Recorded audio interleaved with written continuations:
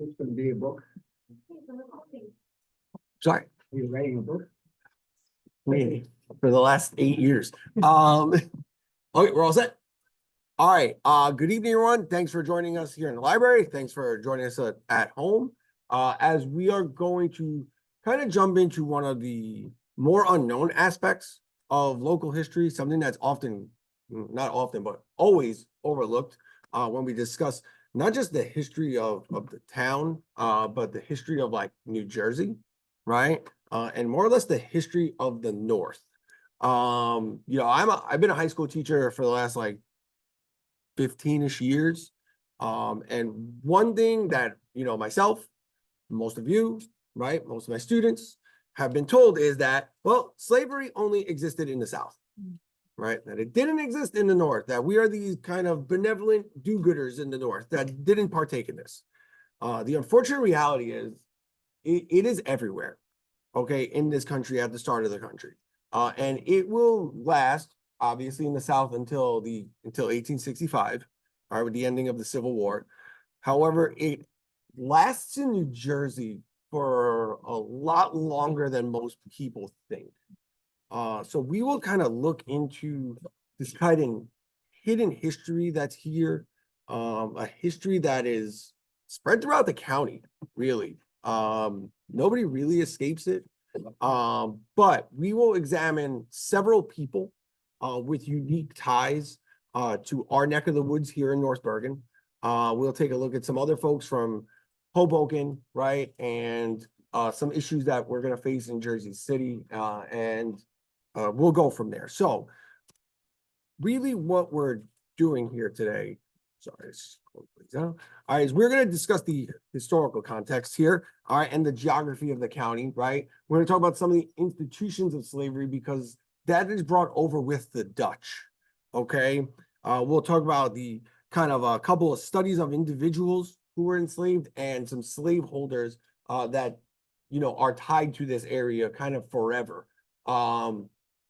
Understand how slavery shaped these local economies, right? And then we'll talk about two people I find extremely interesting, right?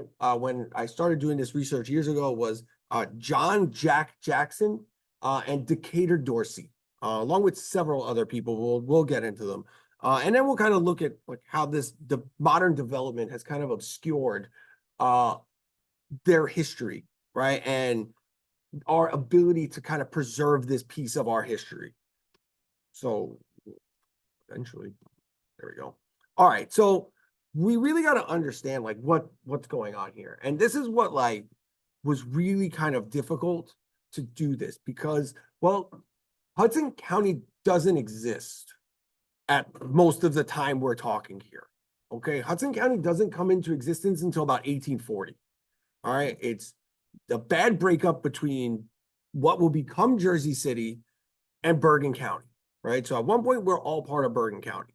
So just a quick reminder, it's all of us. We're once part of Bergen County, Jersey City, North Bergen, Secaucus, Union City, West New York, Guttenberg, our forgotten cousins, right? Kearney, Harrison, and East Newark, okay? We're all part of Bergen County at one point. Now, the proximity our county has to New York City is basically going to fuel a busy agricultural economy, all right? And again, most of where we live today, okay, regardless of how hilly it is, right, was at one point all farmland, right? If it wasn't farmland, it was forest that was used for timber, right? If there wasn't timber or farmland, it was used for quarrying, right? For sandstone. Like there is a million different things going on here before the world we recognize was here, okay?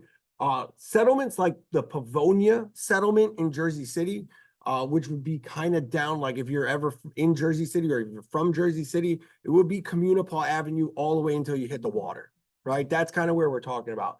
And Bergen Square, right?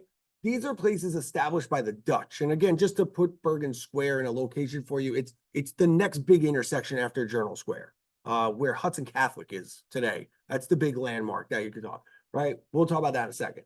All right, and then again, look, we have early contact, this area, with enslaved Africans, right? And they are brought here by the Dutch West India Company, okay?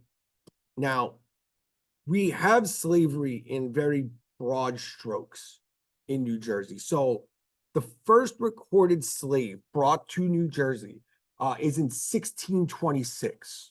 Okay.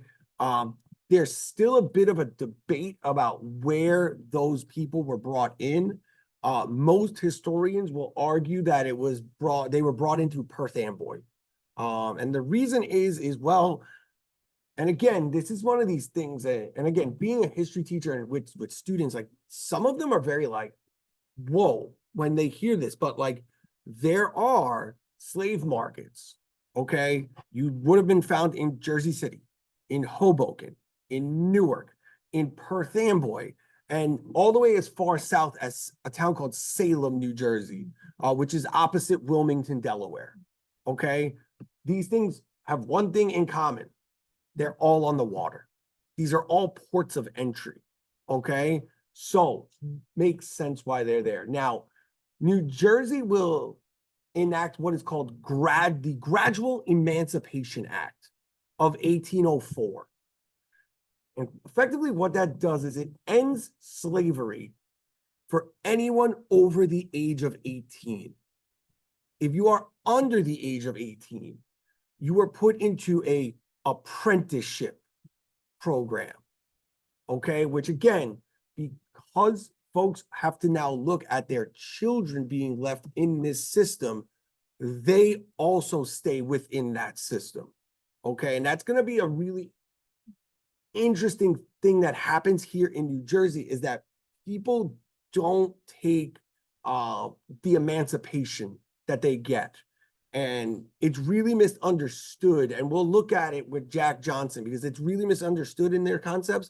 But the reality is like these people are given a very difficult choice, right? It's freedom for you, but not for the people who you're related to. And that's a very difficult pill to swallow. New Jersey will follow full abolition in 1865 because, well, the 13th Amendment is passed, right? And slavery is officially ended within the nation, okay?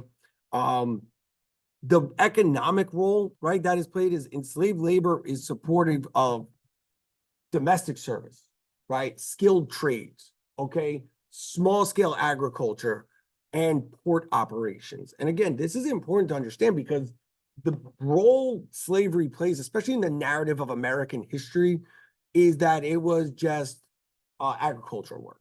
However, that story is much different in the northern states, okay? Again, we're not the agricultural hub of the country at this time. We are mixed. We are doing everything. So these folks were forced to work in all of these fields. Again, the regional impact is, again, as a northern state, New Jersey has a very complex economy, right? Even from the days when it was New Amsterdam, okay? It's got a very, very just a social structure from the colonial era into where we're talking that we could be here for days talking about the complexity of the social structure of this state, okay? Because you have every walk of life here, okay? And again, we are a small state. We are living in very small hubs. All of these places mentioned where these markets could have been found, and they're effectively major city centers, all right, at different points in history, right? We wouldn't think maybe of, you know, Perth Amboy or Salem as a major city center, but in 1700, major city center, 1750, major city center, probably up until Perth Amboy up until the 1950s is a major city center.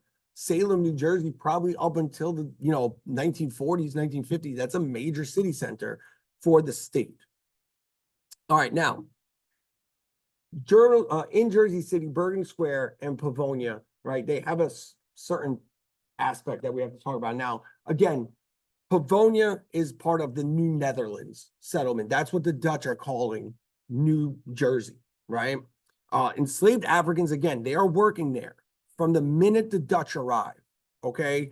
They are working, again, domestic services, shipbuilding, warehousing, and the ferry industry, all right? Wealthy families in Jersey City and Hoboken, they will maintain slave labor well into the 19th century, all right, we'll really highlight one man, a man by the name of Peter Lee, down the road here. Again, Bergen Square is officially founded, right, in 1660. It's the oldest permanent European settlement in New Jersey, Bergen Square. But the original structures that are there, a good portion of them will be constructed by African slave labor. Okay. Families, and again, if you've ever driven through Jersey City, these names are going to sound familiar. The Van Vorsts, the Vroom family, right? These are some of the larger key slaveholders in that town, right? Or what will become Jersey City. Now, the Dutch period lasts, pretty much into the late 1660s, right? Again, 1626 is the first time we are going to have African slaves brought in. Their conditions were harsh, right? And some of them had these kind of quote unquote half freedom agreements. Again, comparable to something like an apprenticeship, an unpaid internship by today's standards. Okay. However, you don't go home at the end of the day. You're forced to stay somewhere. Enslaved folks are going to play a critical role again in the constructions of Bergen Square, of Pavonia. And then slavery will eventually, from 1804 to 1865, this is where we're going to see the decline of slavery in these areas, right? Again, you have the Gradual Emancipation Act, right? Current slaves, right? Let them go, but then we're not going to have real freedom until 1820. All right, and that'll come back later. And then again, the apprenticeship for children. By 1860, New Jersey's kind of getting with it a little bit, and there's about 18 enslaved people that we found kind of on census records. Again, most in Bergen County and Monmouth County, right? And again, 13th Amendment will end slavery in 1865. Now, the types of labor, again, the domestic labor, it's going to be the cooking, right? The housekeeping, childcare, especially in those elite households. Slaves are working in very skilled labor as well, right? They're not just being used to hump things back and forth, right? They're learning blacksmithing, right? They're learning hands-on within the small industries that are starting to develop, right? And again, most of us who grew up here, right, or just moved here can see the remnants of this industrial area that used to be here, right? Those folks are learning those trades. They are learning those skills, right? Even though it's under the wrong circumstances, all right? In the agricultural world, right, we have a lot of enslaved labor being used on small farms, specifically in Hudson County would be Secaucus and what was once called Bergen Neck. We know it as Bayonne today, okay? Again, economically, this unpaid labor is going to underpin a good portion of the economic success in this region, especially during the developing of all of these industries. Now, there is also this, right? Runaway ads were placed in mostly Bergen County newspapers. We don't have a lot of Hudson County newspapers yet at this point. Again, they will post advertisements for runaway slaves. This one from 1806, all right, it's an advertisement from the Bergen. They will offer a $95 reward for a quote unquote, a Negro man named Tom. That's $2,500 in today's money. The advertisements at the time are very brief, and they will basically describe tall, short, what color clothes they were wearing, right? Things like that. The success rate of these, the verdict is out, especially because most of the time, they didn't care who was returned. So you could have grabbed anybody and just said, here's your guy. And the guy who posted the ad said, thank you, right? So again, this is the very dark, harsh reality of what's going on here. Now, manumission records, right? Those are the legal documents. Those are going to record the freeing of enslaved people, right? And often they're with conditions, right? Usually working conditions. I'll let you go, but you have to work for me for several years. Many freedmen that do get manumitted, they will later form the backbone of a lot of these African-American communities that we kind of have in the most part in your Bayonne areas, still your Jersey City areas, right? Historically, but again, those also become havens for like the Great Migration of the 1950s and things like that as well. Again, those formations of those communities, right? These folks will establish their own churches. They'll establish their own schools, right? Mutual aid societies, right? And again, they even play a role in the Underground Railroad. And again, something that's really interesting about New Jersey, and I think it's very interesting because the Underground Railroad in New Jersey actually starts in Salem, New Jersey, and it ends in Jersey City, New Jersey, right? Which again, one of those great history's ironies, right? Is that this is where slavery starts in the state, and now this is where people are using the escape route to freedom, right? There is a home in Jersey City. They open up their doors once a year to show you the waiting room under the home. I have to check to see if they're still doing it. I know COVID kind of messed it up for them, but there is a home that they typically open it up once a year. You're able to go and check out the room. It's pretty interesting. Now we're going to talk about John Jack Johnson. Okay. Now, John, from what we know, and this is what we know from his manumission record, right, is that he's born in Moonachie, New Jersey, right? And again, that would make sense. Moonachie, again, today we don't, today Moonachie is known for flooding, right? In the early 1800s or late 1700s, excuse me, Moonachie's farmland, right? The whole area out there is farmland. So we know he's born out there. He will later be purchased by the Smith family of Secaucus.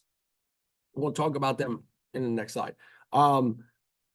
Jackson will grow up on the estate of the Smith family, and he is an integral piece of the domestic and agricultural operations there. He is offered emancipation in 1820, all right, when the elder Abel Smith passes away. But Jackson chooses to remain on the property. Now, again, this is that issue that I was talking about, right?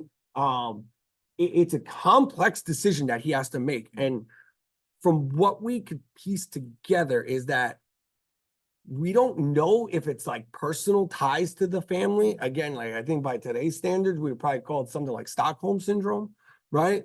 Or if this was like an economic decision that he was making, right? If I go out on my own, I don't know what's going to happen to me. If I stay here, I know what's going to happen to me. And many slaves in New Jersey will face this decision in 1820, okay? Because this was the kind of an era, 1820 to 1830, a lot of folks start freeing their slaves in New Jersey. The abolition movement really gets a good grip in the state, and this institution of slavery starts to dissipate. Jackson will live until about 1875. He dies at the age of 87. And he is dubbed, because of the decision to stay with the Smith family, he's actually dubbed the last slave in New Jersey at his death. Again, it kind of goes into the idea of like, well, was he a slave? Right? What was he doing? Right? Their records show after 1860, well, after 1820, he's paid, right? We know that he still worked for the family, but again, was being paid by his Abel Smith's son, Abel Smith Jr., right? So again, it's very interesting. Also, the family leaves room for him in their graves, in their graveyard, right? In fact, most of these slaves post freedom will be buried in Abel Smith's graveyard out in Secaucus. Now, we don't have much more information on him. We don't know if he has any wife or children. All the information we know about him is that he lives in a home on the banks of the Hackensack River in Secaucus. Where it would be today would be Laurel Hill Park. You're driving on a turnpike, big giant rock that's there. He lived right in that area. Specifically where, we don't know, but we know it's over there because that's the Smith property. Again, some historians, right, that wrote about him at the early 20th century, end of the 19th century, they speculate there's this deep familial tie that he has to the Smith household.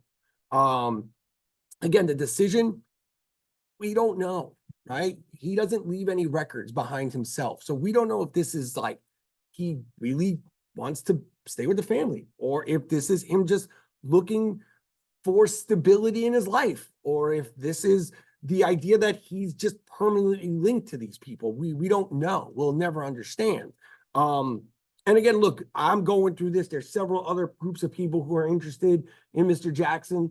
And as we keep going through things, and you guys know me from being and joining me for these things, that the history's out there somewhere. It's always somewhere. It's in somebody's attic. It's in a basement somewhere. One day we'll piece together this whole story. And hopefully we all get to see the end of it. Now, who is Abel Smith, right? So he is going to be a very large landowner and slave owner, okay? He owns 206 acres of what will become Secaucus. He owns, just to ballpark it for us, right? He owns everything from County Road to the Hackensack River, right? From Patterson Plank Road to the Snake Hill, Mount Laurel area. He owns a ton of property, okay? His wealth is built in part due to enslaved labor. He's also a judge, all right? He's a magistrate at that time. Again, he manumits his slaves in 1820. Not all of them embrace it, right? As seen with Johnson. All right. And again, this kind of reflects like the evolution of slavery, right? Within the state, right? The people's views on it. Again, their burial ground, the Abel Smith burial ground, contains the graves of the Smith family, okay? And contains the grave of Jack Johnson and a couple other guys we're going to talk about. Today, though, unfortunately, the gravesite of the entire family has been built on top of. Why that is, we are still trying to understand that. The graveyard itself, putting it together, it's where UPS is on County Road. So people are still trying to kind of pinpoint where this might be. We do know in the 1950s, there was the Secaucus Historical Society, they found it and we're trying to restore it. And in the process of restoring it, grave robbers went in, took a bunch of things, and then their efforts kind of fell by the wayside. And then it was purchased in the 80s by UPS. And we don't know where it is anymore. So it's a very, again, goes into this idea of like, we really didn't do a great job of preserving this part of our story, our shared story here in Hudson County. Now, the other folks with Jackson, all right, that did take the freedom, right, were John Newkirk, right? And those are the two spellings, right? Again, the Newkirk family is a family, another early Dutch family. We didn't see any ties to the Newkirk family of Jersey City. But Newkirk's also one of those very popular Dutch names, so we don't know where it actually comes from. Again, he accepts the freedom. He will leave the estate. John Newkirk will settle in North Bergen, okay? He is going to join part of this free Black community that is forming on the banks of the Chromakill Creek, okay, which is kind of near the New Durham section of North Bergen. And again, in 1820, like New Durham is not, there's like two people there, okay? Chromakill Creek is not something most North Bergen residents, we don't even know where it's there. We just think the Hackensack River is out beyond West Side Avenue. Chromakill Creek runs through the meadows in Secaucus. It's actually one of the dividers between us and Secaucus. Again, the landscape has drastically changed since the 1820s. There are no maps that indicate where these folks lived. Okay. Sure. New Durham, best area I could say is, again, you know where you pay your parking tickets? about where Five Corners is. Down the hill, 43rd Street. City Hall down there. Yeah, City Hall down the, that's the New Durham section of town. He is also joined by Abel S. Smith. Okay, again, his name echoes that of his enslaver, right? And he chooses freedom. Again, lived in North Bergen, contributed to the development of New Durham. Okay, and lastly was Tom Thompson. He also accepts the emancipation. He is recorded as the last person interned in the Abel Smith burial ground in 1902. Thompson will reach the age of like 103. And local newspapers reach out to him, like, you know, for like history pieces. And he like starts talking about his childhood, like during the War of 1812, like remembering seeing American troops, right, like march by. And again, he was kind of a colorful guy. Like people would go fishing with him all the time. Like he lived right by the river. He would just fish with people. He'd go hunting with people, right? And like for all accounts, like he seemed like a really like chill dude. Like for a guy who had this happen to him, to live a very full life speaks like a lot about the character of Tom Thompson. But again, we really don't know much about his life other than what was told towards the end of it. So again, I don't know. Healthy eating, I'm assuming, right? They probably avoided a lot of vices. Tom Thompson, in his obituary, he said he never had a drink in his life, which in this era, it was probably safer to drink alcohol than drink actual water, right? Which is a testament to that guy, right? And again, you have to remember, they're also, you know, everything is a little healthier back then, right? Everything's a little fresher, right? It's right there. You eat what's local. You're not picking up Burger King. You know what I mean? So again, I think that's again, good testament to Tom there.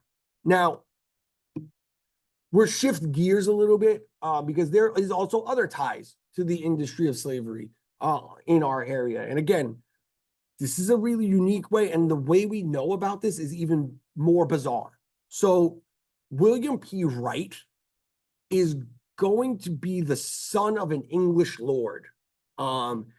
He's a cotton broker. So even though he's not using slaves on his own, he is indirectly tied to slavery and the production of slavery. Now, why do we know about him? His home is turned into part of an amusement park. So he builds a castle, okay, at the site of where Hudson Park is today. All right, more specifically where Columbia Park is, where the shopping center is.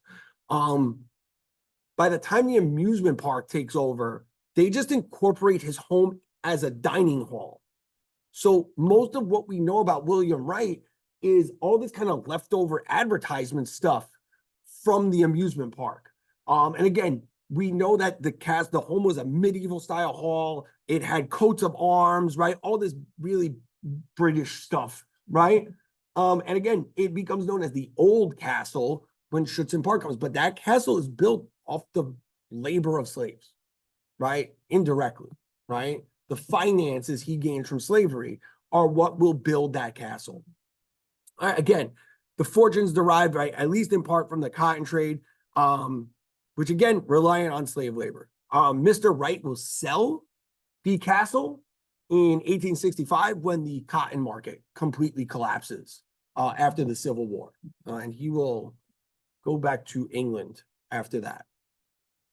All right, now, Peter Lee is a really interesting story. And again, he's really interesting because like people just found out about this guy. He is born in 1804, okay? 1804, right? 1806, he's supposed to be freed, right? Because he's a child, he's supposed to go into an apprenticeship. He is not. He will actually belong to one of the most prominent families in the history of Hudson County. He will belong to the Stevens family of Stevens Tech, okay? As per Miss Elizabeth Stevens' will, he was born free. However, he is kept as a slave by the Stevens family from infancy. He's a household slave for 5 generations of the Stevens family. Okay. He maintains their home, Castle Point Hill. Okay. And the mansion that they live in Hoboken, witnessing over the building itself, not Mr. Lee, witnessing over a century of urban and industrial transformation of the city of Hoboken. Okay. It's not until Holly Metz of the Hoboken Historical Society researches into Mr. Lee and brings his story to life. Because of our work, they have a commemorative bronze plaque in the Church of the Holy Innocents now. Again, this is one of the few public remembrances, not just in Hoboken to slavery, but to like Hudson County, right, in general. So again, so let's bring it here. And I always like to talk about this because this is another very amazing story. Decatur Dorsey, okay? He is a formerly enslaved man from Maryland. At the outbreak of the Civil War, he joins the Union Army, okay? He is going to receive the Medal of Honor, okay, for his actions at the Battle of the Crater, which is a great Civil War battle name, near Petersburg, Virginia. His Medal of Honor, right, as all Medal of Honors, they are given, out, and there is a reason why you get it. On his, he planted his colors on the Confederate works ahead of his regiment, and when the regiment was driven back into the Union works, he carried the colors there and bravely rallied the men. Okay, so Decatur Dorsey, he's like a G.I. Joe, right? He runs into the battle, right? And again, he is there carrying, Old Glory, right? And running her around. After the war, he ends up in Hoboken, New Jersey. Okay, that makes sense because again, when we look at like African American migration, there is a massive migration of African Americans out of the South into the North from like 1865 to about 1880, right? He is one of them, but he's one of the early people who arrived here. So he is a huge piece of putting together this kind of new community that's forming, right, in Hoboken. And again, Hoboken's not randomly chosen, right? We need to remember there's like an entire artillery battalion made up of German immigrants from Hoboken that go into the South. All right. So the Hoboken is not like this, like, let's throw a dart and figure out where to go, right? They've heard of this, right? The folks that are now free, they've heard of this place called Hoboken, right? So that's how they end up there. Again, his experience really reflects the challenges and kind of achievements of the former slaves during Reconstruction, because they're all trying to figure their way out now, right? They're trying to figure where do they fit in this kind of tapestry of America, right? Where do we go? He's buried in Flower Hill Cemetery. So you go down the road to Kennedy Boulevard, he's buried there. His grave, though, was rediscovered. All right, through a lot of local research efforts, right? Specifically from the folks from the Belleville Historical Society. We'll talk about them on the next slide. Because they have an initiative to kind of highlight Medal of Honor recipients. And again, well, let's just go into it now. Unfortunately for Flower Hill, certain sections of the cemetery fell kind of into disrepair. Mr. Dorsey's grave is in one of those sections. The Belleville Historical Society went out, relocated the grave, and they restored it. They put in a brand new white marble military marker. Okay. Think Arlington Cemetery, those perfectly white kind of marble markers. That is now in Flower Hill Cemetery. The program they started in their society was led by the late Councilman Kevin Kennedy. And their goal was, hey, we're going to find and we're going to restore every Medal of Honor recipient in New Jersey's grave, right? Which is a massive task. All right. Again, the rediscovery, though, serves as this kind of symbol of the resilience, right? And importance of preserving African-American heritage and history within our state. All right. Now, again, look, we have these hidden histories. They're kind of baked into the cake here, right? We all know, right? You come here, you guys know me well enough. I try to find all these unknown things, right? Make life interesting, right? But this is all stuff that has kind of made us who we are, right? Again, we went over the Smith burial ground, right? There's other cemeteries, right, that still hold kind of these hidden markers of the enslaved folks that once called this area home. Again, the Stevens family, their family plot is in Hoboken Cemetery, which is in North Bergen, which is, don't get me started, it's a whole other story. All right. But they have a massive plot, right? Most of the graves in that cemetery are poorly damaged. All right. So we don't know exactly how many people are in there, right? Or who is in there. Again, prominent families from that town are all buried there, all with grave markers falling apart. Okay. Again, same thing with other cemeteries that might be here in North Bergen or out in Seahawks. We just don't know. Okay.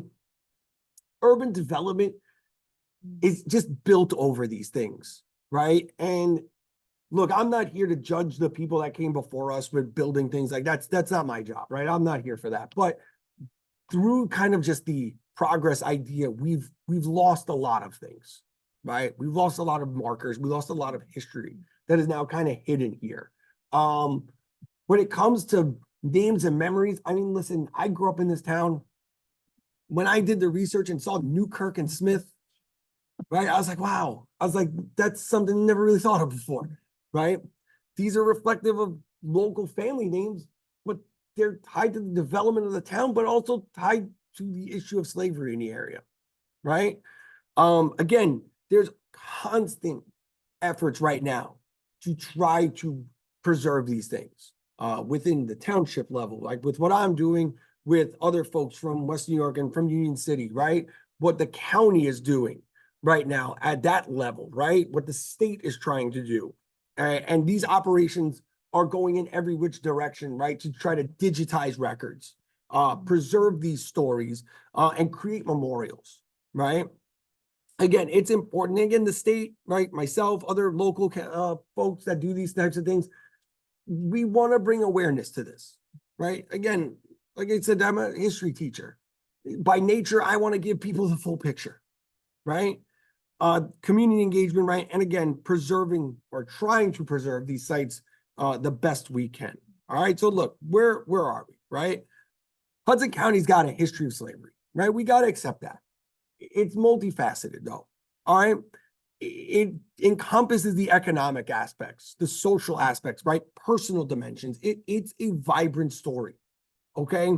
The stories of Jack Johnson and Decatur Dorsey and Tom Thompson and Abel S. Smith, right? And John Newkirk, right? It illustrates just the brutality of slavery, but the resilience of those people who lived through it, right? To the point, he lived to be 103 years old, right? Okay. Modern development, again, I know I keep harping on it and keep going back to it, right?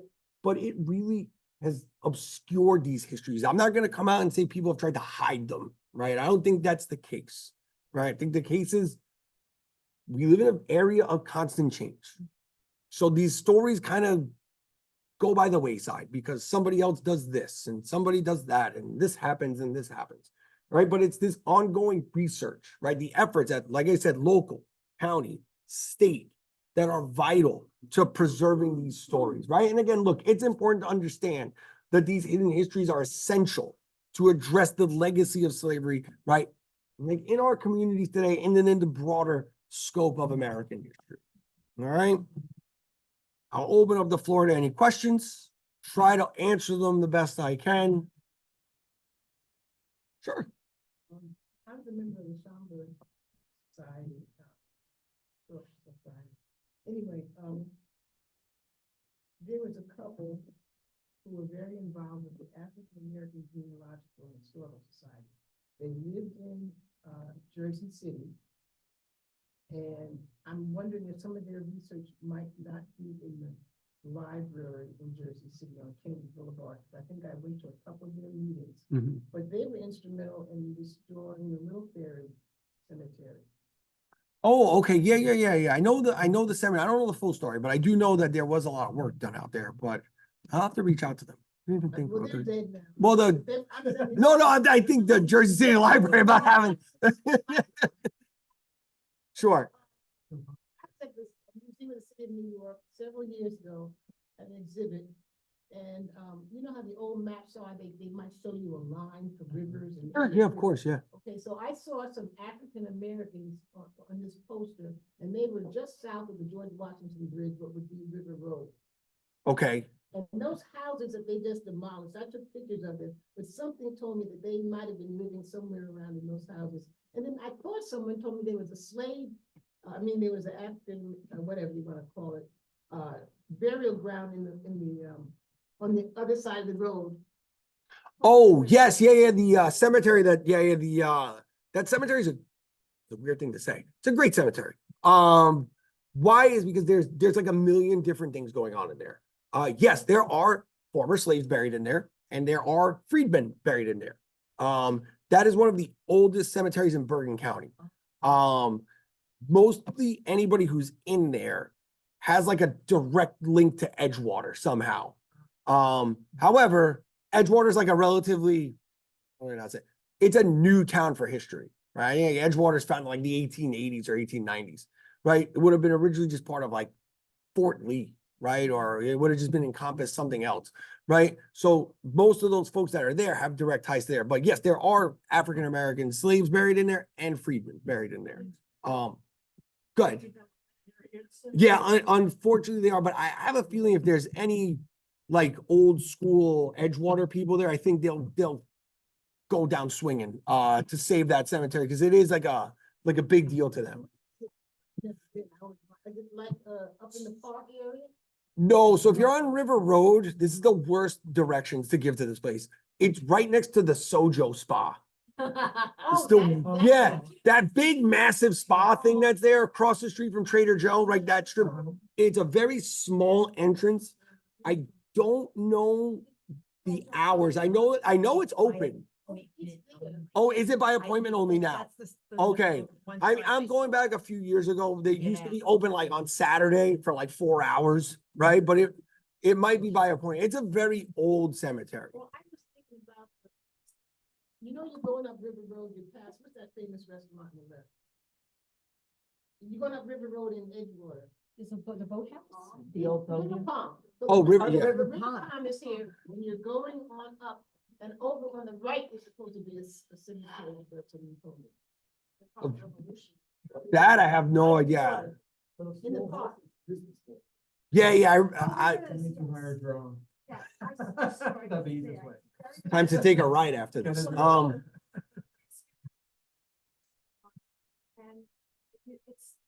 it's in the Palisades. That's what I'm trying to say. Yeah. Yes. Oh, that I did not know there was a cemetery, a graveyard up there. No. Quite the size of this room with that. Oh, really? Yeah, but No, I had no idea. yeah, it's not too far off the road. And you have to kind of remember, because there's so many boat basins, right?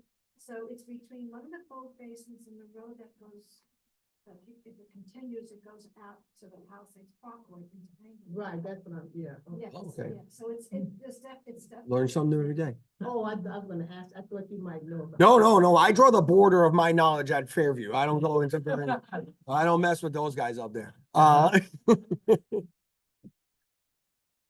Sure. I don't know if you or anybody here has the answer, but as we're talking about all the developments, the urban developments that are happening in our county, is there a statute that requires for these developers to provide some affordable housing? Oh, yeah, I'm the history guy. I'm not the policy guy. Because Yeah. housing place, people in my block have all left to Florida, in the last like 10 years. Sure. They can't afford the rent.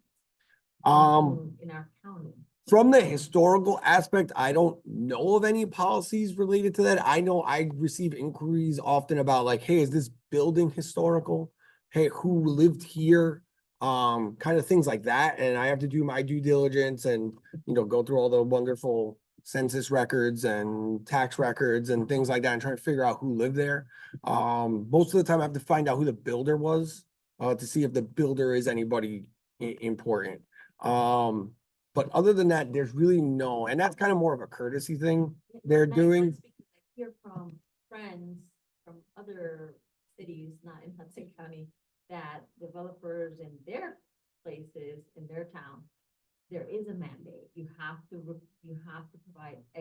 small percentage, Yes. but. Oh, yeah, no, that's, It's part of the tax. it's out of my ballpark, that part. Yeah, I couldn't speak to that. That is true. It's true. Well, every town has like a housing project, and there is one in North Bergen. So I don't know if they want to, if they need to expand it or not, I don't know. I'm talking about all these brand new developments, Yes. are So they? you have to Sure, hold yeah. it. What Oh. happens is, it's an individual conversation. And there's usually a trade-off because of taxes. So sometimes they'll take care of the sidewalks, the lighting, you might get a fountain out of it, you might get parking. So it's very individual how it happens. Like when you go to Hoboken, you know, the garage, and then they have a little park with a fountain. That's part of the arrangement. Wonder if that's useful. Yeah. Sure. So, like, listen, I'm a history, I keep saying I'm a history teacher, but I'm a history nerd. All right. And again, it's one of those things where like Chelsea, what, we've been doing this now 6-ish years, maybe lots of years. There's just stuff that like I will stumble across in my research, and then I take like 3 years to research it. Because I want to make sure if somebody asks me a question, I tried my best to give an answer. I don't want to make stuff up. So, this has been like 3 years in the making. It's just been now that I've had enough to put out there where I feel comfortable in answering questions. So that's kind of where we're at with this. And again, it's a piece of our history here, right? I'm a big believer if we walk around certain streets, we should know what happened there before we got there. And this is one that, you know, it's important because when it comes to the Smith property and, you know, Jackson and S. Smith and Thompson and Duke, like, they're forever lost to history at this point. And really, it's something that should be brought to people's attention. Sea Caucus didn't want me to do this, but you know, it is what it is, right? For me, yeah. I'm from Westchester, New York, so I don't know. I've been living here for 30 years. Okay. I don't know the history. Yeah, hey, found the right place. You know, I had a question. It was early on, and I can't remember which name it was, but you were talking about in Jersey City. The Van Vorst, the rooms. Well, there was a place that, Oh. a home that they called it something castle. Oh, at Hoboken, Castle Point, Castle Hill Point. No, there was some place, somehow one of these was built, like near the cemetery on 43rd Street. I went to your, the Halloween thing. Yeah, sure, yeah. And you mentioned, is that one of those buildings there? No, the buildings that these folks most likely lived in are long gone. I mean, New Durham itself has been completely, you know, I think the oldest building there's probably, you're looking late 19th century. I can't remember now what you said, it was early. Oh, no, But but yeah, no, nothing there. And even that cemetery only dates to about 1843. So there's really, and most of that cemetery is church congregation. I think it was the one that, the cotton guy that lost Oh. money, William Wright, yeah. and I was taking notes, but I don't have that. Yeah. I was taking notes and I was taking photos. Yeah, well, his home was in Hudson Park, and was unfortunately torn down in the 50s. Yeah, William Wright is the man. That's the name. Hudson Park. Right, that's where I'm trying. All right, we'll go around the horn. We'll go 1, 2, 3, and then, oh, sorry, Chelsea's been trying to get in there, but. What are the size of these slave markets that were, you know, compared to like the ones that came from the south? Sure. So they're just miniature versions of that. So it would be nothing. Oh, problem is this, or the issue is this: when the slave ships would come in, they would dot their way up the coast. So the New York Harbor stop was like last, right? Last up until Boston. So if the ship shows up to say Savannah, right, or Baltimore, the larger slave ports, right, they might have a effectively removed everybody at that point. Where here, we're looking 10, right?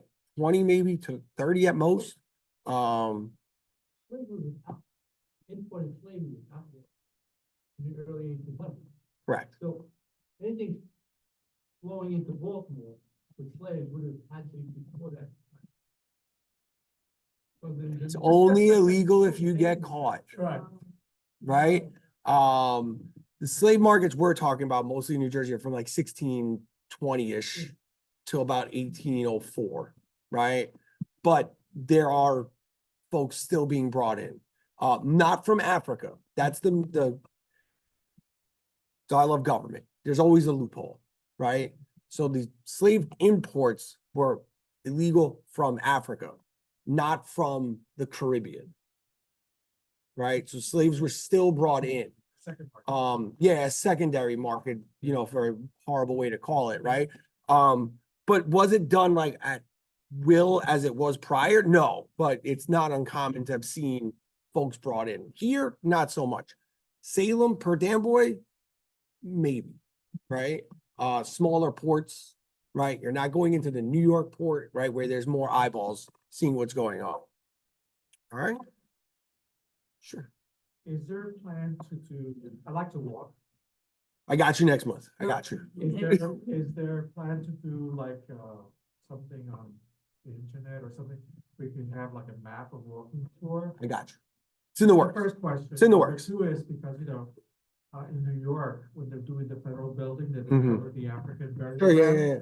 It's beautiful. It's abandoned for my sake, because nobody's even doing a visual there. Mhm. But are there plans to actually do something similar this side?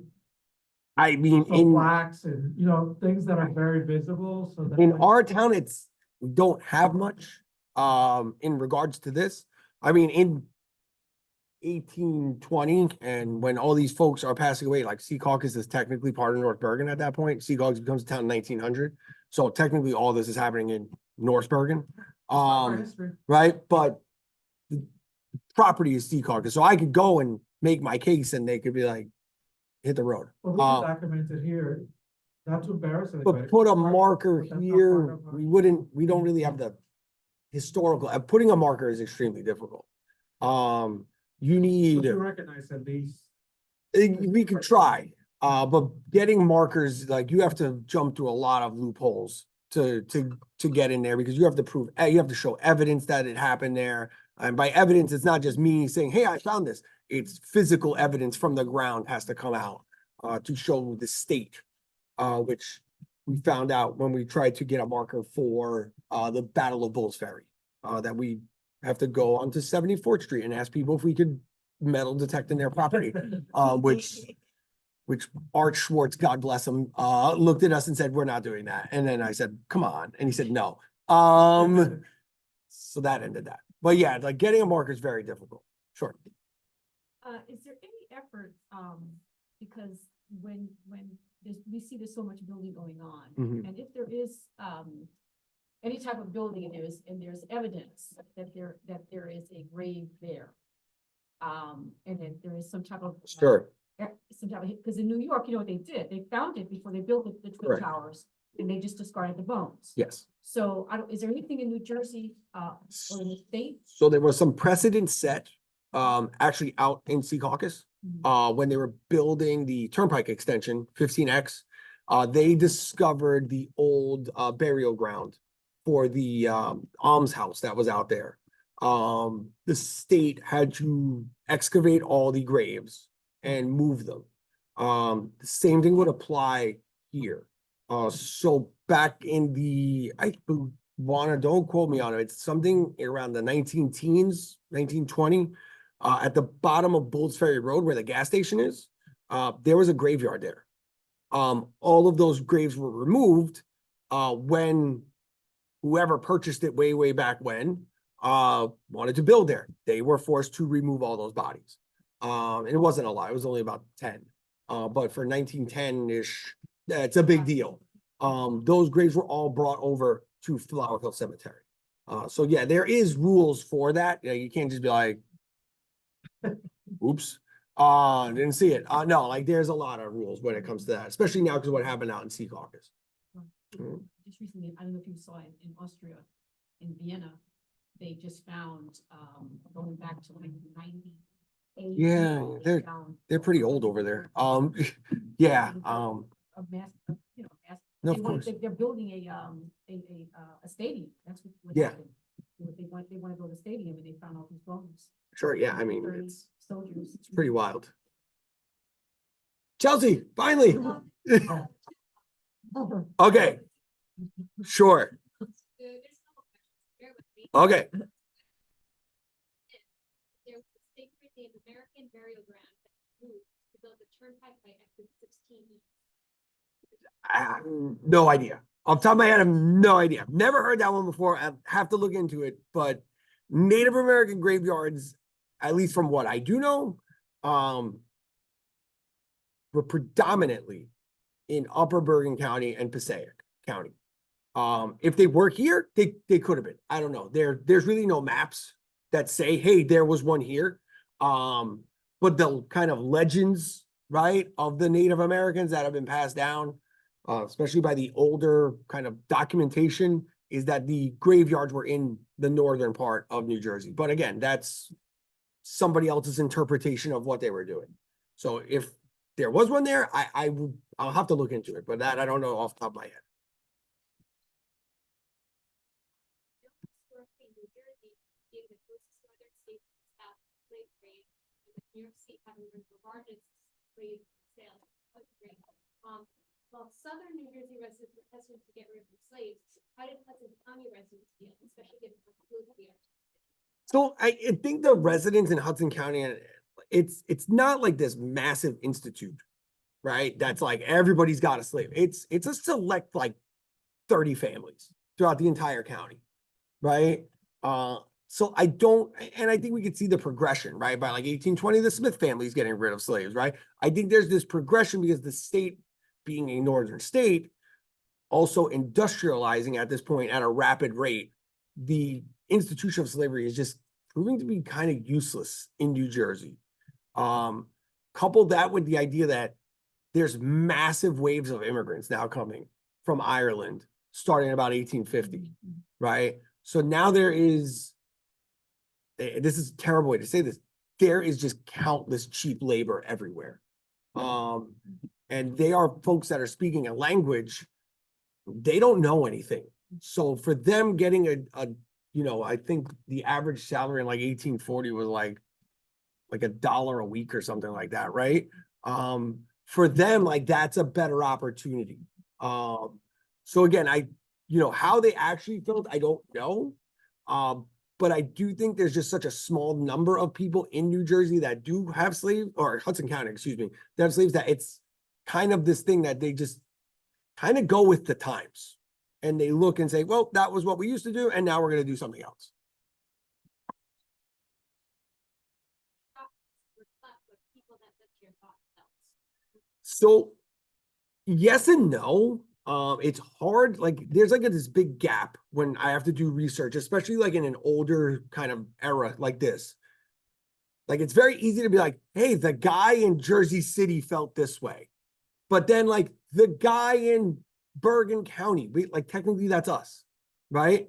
So like, I don't know, right? There's 800 Newkirks that live in this county, in Bergen County at that point. I don't know which Newkirk they're talking about, right? Because they're all named John, right? So it's very hard to figure out, like at that point, not until like I could get like, hey, Bergen County's this way, Hudson County's this way, and it's the guy who lives near the Palisades. And I'm like, oh, now I could figure this out. So like, it's hard to tell, right, what the initial feel was. Question I have for the chat box. Sure. That's how I roll. What sparked your interest in hot book were you decided to watch the story? I feel like my mom asked that question. I could so I was on a, this is how much of a nerd I am. I was on a 5th grade field trip to Fort Lee Historical Park. And at the end of the field trip, there was a opportunity to fire a musket off the side of the Palisades. I did everything I could to shoot that musket. I made candles, I chopped vegetables, I lugged wood up a hill in Fort Lee. Like, I did everything I could. And I was not picked. And since that day, I'm gonna shoot that damn musket. All right. So if anybody knows that guy up there, tell him I'm looking to fire a musket off the side of the cliff. But yeah, that's what got me into it. Right then and there, weirdly living the life of an 18th century soldier. I was like, yeah, this is my whole life now. Give me more. So now I torture my wife and my children by bringing them to historical sites. And I don't know if you've ever tried to bring a 10-year-old and a 5-year-old girl to a historical site. It's not exactly fun. But I mean, it's fun for me. That's all that matters. All right, but yeah, that's where I got into this stuff, and now I'm hooked. I can't get out of it. I'm in too deep. It is. It's time travel. All right. So if there's no other questions, I'd like to thank everyone for joining us online. Thanks for coming here. The folks online, you are out of luck because I'm going to make everybody start walking soon. Weather permitting, we will do our first walking tour next month. I'll tell Chelsea to give a rain date just in case. And we will tour. It's something I've been working on for, I don't know, I have to check YouTube for the time I made a video about it. Probably 7 years in the works now. We are going to take a walk on Park Avenue. And we will talk about two things. Number one, the architecture of the pre-war buildings that are there, and a arsonist in the 1920s who tried to burn all of those buildings down. Okay. So if you live in one of those buildings, tell everybody and let's get a big crowd. All right. Thanks, guys. Appreciate it. Thank you. Have a great night.